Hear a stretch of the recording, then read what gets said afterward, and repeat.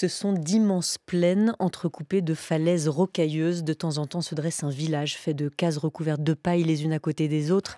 Et les quelques lièvres, buffles ou phacochères qui n'ont pas été chassés se perdent encore de temps en temps sur les plateaux.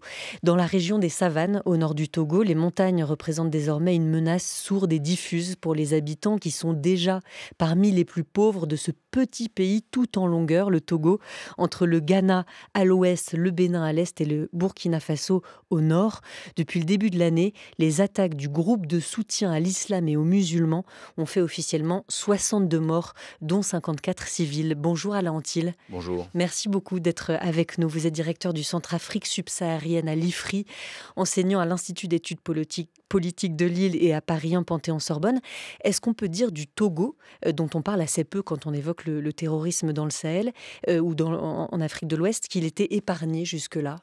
Non, il n'était pas épargné puisque les premières attaques djihadistes, en tout cas, datent de 2022. Ça, c'est le discours officiel des autorités togolaises. Et certains disent que dès 2019, il y avait des infiltrations prouvées et même certaines attaques.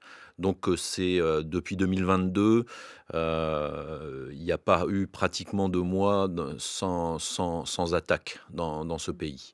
Des infiltrations depuis le Burkina Faso. Oui, C'est ici que ces groupes sont d'abord implantés et qu'ils diffusent. oui, le Burkina Faso joue un rôle, alors évidemment, euh, c'est à partir du Burkina Faso que se sont installées des cellules djihadistes dans différents pays du Golfe de Guinée. Le Togo dont on parle ce matin, un peu la Côte d'Ivoire, le Bénin qui est certainement le pays le plus touché et très secondairement le Ghana. Et pour le Togo dont on parle ce matin, les infiltrations viennent effectivement de l'Est du Burkina Faso et secondairement du Bénin, mais c'est en réalité le même groupe. C'est le même groupe, le groupe militaire djihadiste appelé le groupe de soutien à l'islam et aux musulmans, qui est né en 2017, c'est ça, Alain Antil, en pleine guerre du Mali. C'est une fusion de plusieurs groupes djihadistes terroristes. Oui, c'est une fusion de différents groupes.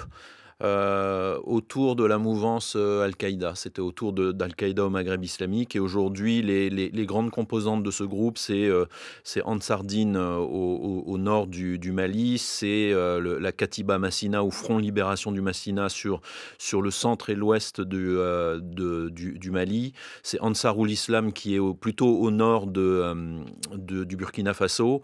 Et c'est aussi la Katiba Hanifa, qui est le groupe présent à l'est du Burkina Faso et qui est responsable de ces infiltrations dont nous venons de parler. Les attentats étaient d'abord au Togo, concentrés dans cette région dite des savanes, donc vraiment limitrophe avec le Burkina Faso, mais semble s'être étendu depuis un an à peu près un peu plus au sud. Est-ce que ça veut dire que progressivement, ces groupes parviennent à recruter hors du Burkina Faso et donc en l'occurrence au Togo, où à chaque fois ce sont vraiment des incursions depuis le Burkina Faso et les terroristes rentrent ensuite sur leur base?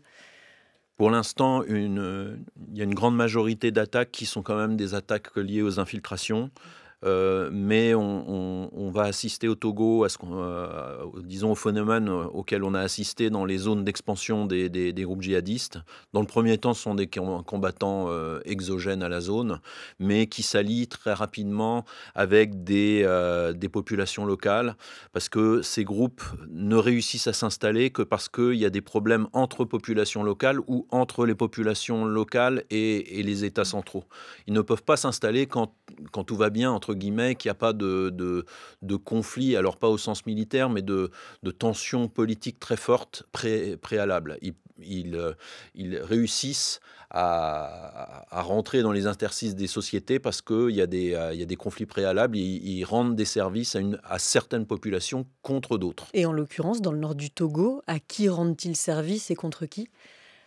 Alors, souvent, dans l'expansion djihadiste dans les pays d'Afrique, du Golfe de Guinée, se font pour plusieurs raisons. La première, elle accompagne souvent les problèmes des populations d'éleveurs qui ont de moins en moins accès à leur pâturage. Parce que ces pâturages sont utilisés par les populations sédentaires et il y a des clivages très très forts qui débouchent sur des problèmes sécuritaires. Et souvent, c'est en appui à ces populations que les groupes viennent s'installer ou viennent faire des incursions. Il peut y avoir aussi des problèmes entre sédentaires et certaines des populations. Notamment, il y a des populations au nord du Togo qui sont des populations originaires, mais depuis plusieurs siècles, de l'est de la RDC, les populations gourmandchées. Et ces populations gourmandchées peuvent avoir des problèmes avec d'autres populations locales, des questions de prééminence politique ou économique. Mmh. Et là aussi, enfin, il y a une espèce de solidarité. Il y a aussi une volonté de s'étendre vers le sud pour accroître les ressources des groupes. Parce qu'en s'étendant, ils vont racketter les circulations marchandes, ils vont lever l'impôt sur certaines populations. Et donc, il y a une logique aussi économique qui sous-tend cette expansion. On est là, dans une région au Togo, la région des savanes, dans l'une des régions les plus pauvres du Togo. Plus de 65 de la population de la région vit sous le seuil de pauvreté d'après l'Institut statistique de la République, togolaise. Alors toutes les questions qui se posent aujourd'hui et auxquelles vous tentez de répondre à Antil, c'est, savoir à quel point ces groupes djihadistes sont implantés, quelles sont leurs modalités d'implantation, qu'est-ce qu'ils viennent faire? On ne sait pas pour l'instant, répondre à ces questions. En revanche, on a l'impression d'une prise progressive d'influence, pas une guerre au sens où on l'entend avec des groupes qui avancent en faisant reculer l'adversaire. Est-ce que ces groupes ont néanmoins une forme de stratégie militaire à l'échelle régionale, une stratégie de conquête? Alors, il y a une stratégie politique globale qui est d'abattre les pays et surtout les régimes pour établir un califat à la place. Ça, c'est l'objectif final. Mais avant d'arriver à cet objectif final, qui est d'abord pour les pays sahéliens, parce que pour les pays du golfe de Guinée, c'est beaucoup plus compliqué, parce que plus on progresse vers le sud, plus on a des populations chrétiennes et animistes et moins musulmanes. Donc évidemment, le vivier de combattants potentiels se raréfie.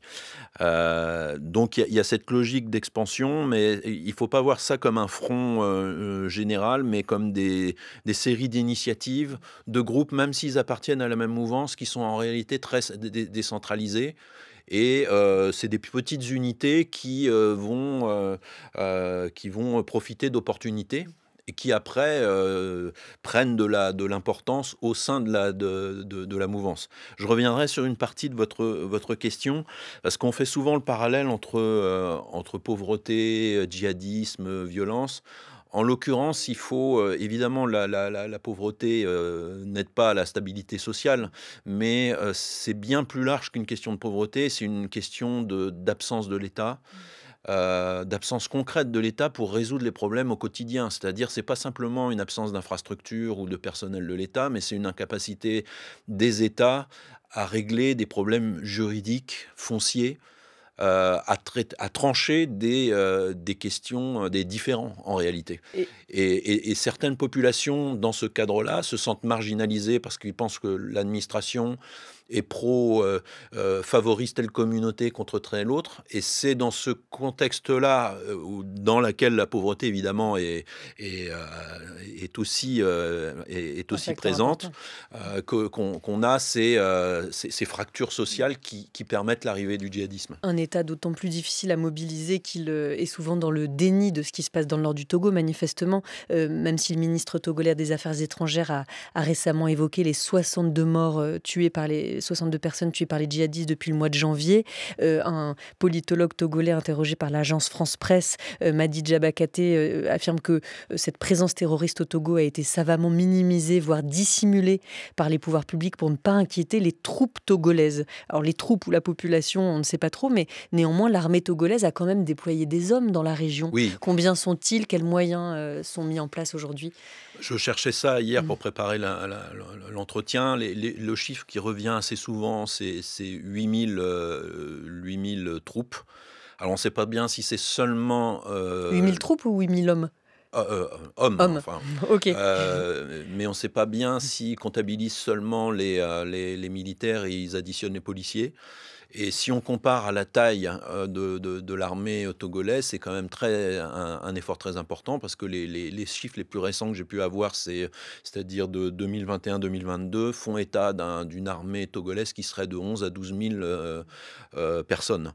Euh, C'est-à-dire que pour revenir sur votre question, effectivement, le Togo a mis un peu le blackout sur ces questions, n'a pas beaucoup communiqué, sauf récemment à travers la voix de Robert Dussey, mais par contre, il a agi depuis le début et même avant que les premières violences s'installent. Donc il y a un dispositif policier et militaire au nord du Togo qui est tout à fait important eu égard disons à la taille de l'appareil sécuritaire togolais. Et il y a aussi une réponse économique puisqu'ils ont mis en place un plan de développement de cette région des savanes.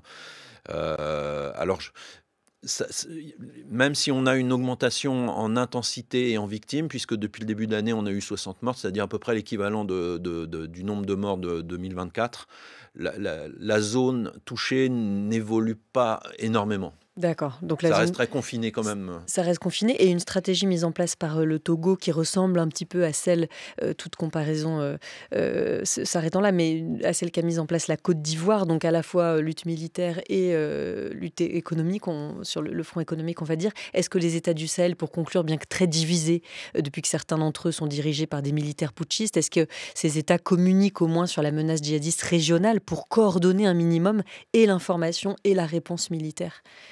Non, parce qu'il y a, comme vous le savez, une rupture entre les juntes du Sahel central et le reste de l'Afrique de l'Ouest. Auparavant, il y avait des coopérations qui pouvaient parfois être efficaces, par exemple entre la Côte d'Ivoire et le Burkina Faso, entre le Bénin et le Niger. Tout ça a été stoppé par la cassure entre l'Alliance des États sahéliens et la CEDEAO. Et c'est une des grandes inquiétudes parce que la seule chose dont on est sûr, c'est que sans coopération, tout simplement de l'échange de renseignements, d'opérations conjointes aux frontières, d'adopter à peu près les mêmes politiques d'une part et d'autre d'une frontière, on va évidemment à l'échec. En tout cas, le Burkina Faso est aujourd'hui le pays le plus touché par le terrorisme, hormis son plateau central qui est relativement bien contrôlé et sécurisé. Vous nous disiez, Alain Antil, que les 2 tiers du territoire burkinabé sont dans une situation sécuritaire très précaire et très dangereuse aujourd'hui. Je vous remercie beaucoup d'avoir été avec nous ce matin. Je rappelle que vous êtes le directeur du Centre Afrique subsaharienne à l'IFRI et enseignant à l'Institut d'études politiques de Lille et à Paris 1 Panthéon-Sorbonne. Merci beaucoup d'avoir été avec nous.